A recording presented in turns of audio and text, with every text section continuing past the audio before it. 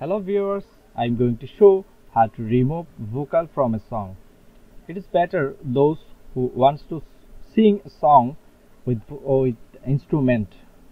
For this you will go to this link. I will put this link below the description. Here you will select 5-step model or 2-step model. 2-step model is better. Here you will get two types of sound. One is instrument and other is vocal, and this will be separated. For this, drop here song, click on it, and go to your destination. Select the file which song you want to separate. It must be audio file, and I am finding someone better for me.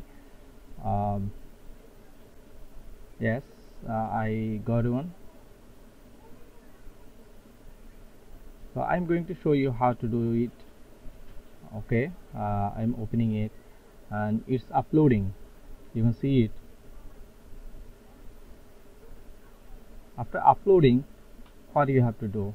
Just see it. Okay, we don't need to donation. Cut it.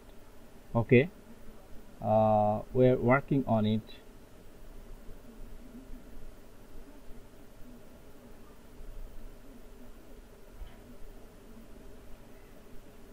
Okay, the work has been done. My here you will get this. Here if you click on it, you will see two separate parts.